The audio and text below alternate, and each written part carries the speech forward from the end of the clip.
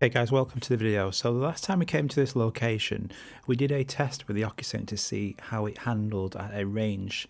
So we've got really nice wind conditions today. It's only 13 to 18 mile an hour winds. So we're going to see how well it does in these conditions. You can tell straight away that drone is getting blown about a lot by looking at that attitude indicator, and it's actually drifting off to the right hand side. If you look at this picture now, if you look at the tide, it's actually going to the right hand side. So I hope that this drifting issue, which the Mavic Mini and Mini 2 had a few weeks ago, is not back.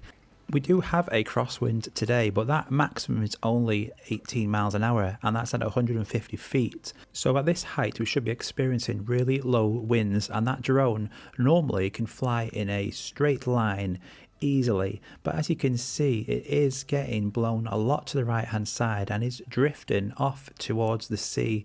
So I'm having to keep compensating that to get it back to the shoreline, which is something you shouldn't really have to do in low winds like this.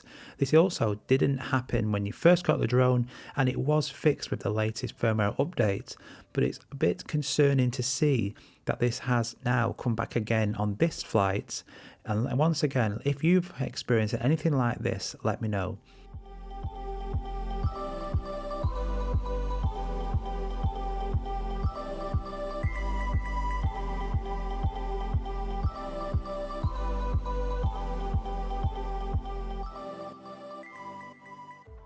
So we're just approaching that 1,000-meter mark. Now, what we need to concentrate on today is, if you are flying at a distance, is sports mode better or normal mode? What do you think? And then we'll see at the end of the video how well this drone does.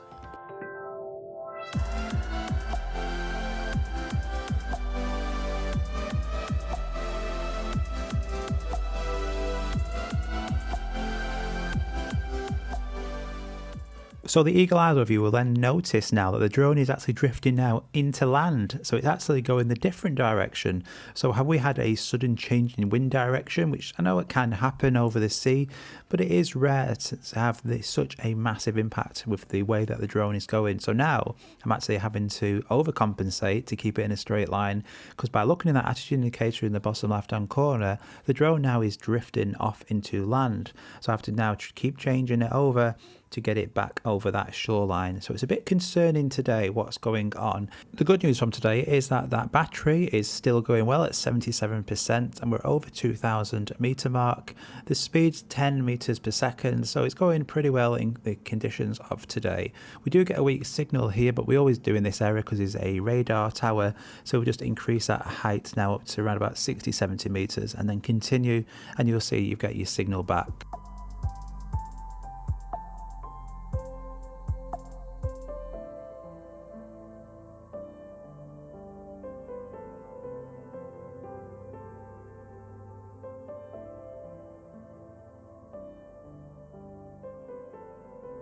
I just want to show you as well, if you click on that battery indicator, you might not be aware of this. So once you click on it, it's going to give you the time until the return to home, and then your time until its battery is depleted. And each area has got different colours, so as it approaches the amber colour on the circle, that's when you will get the return to home message. So it's a good idea now if you are flying. As you'll see, I'm getting close to that amber one. That's when you should think about coming back. So it is a safety option to make sure you're going to have enough battery to get back, but it isn't always accurate, as you've seen from previous videos.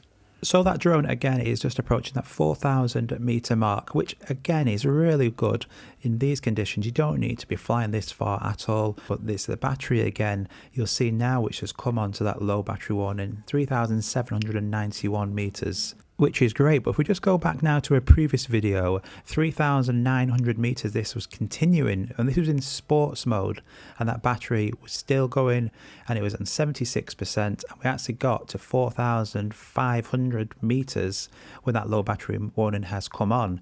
So I actually got further in sports mode.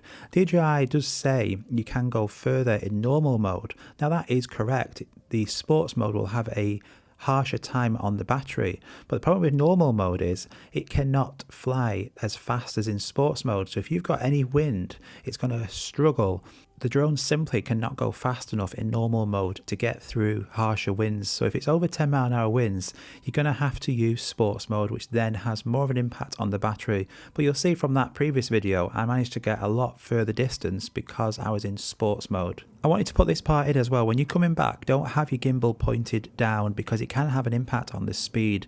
So I'm around about 9.9 meters per second, but watch the speed indicator. So I've got the gimbal pointed fairly down there and it's carrying on the same, but if I point it flat down, now look at the speed, it's almost stopping. It's half the speed. It's now only 5 meters per second, so it's actually decreased that speed by half. And then as I push the gimbal up again, you'll see that speed also increases. So it does have a big impact on the drag. And when you are on a return to home, you don't want to waste any of that battery, so it's something to make note of. I managed to get the drone back to me really easily, but stay tuned for the next video. We're going to talk about in depth about this reserve battery that the Mini 2 does or doesn't have. I hope you found that helpful, guys, and useful. I want to know from any of you, are you experiencing any drifting still on this drone? Or is it simply just my drone or the wind today? It'd be really interesting to hear from you. So comment in the comment section below. I answer all the questions and we'll speak to you and see you very soon. Take care.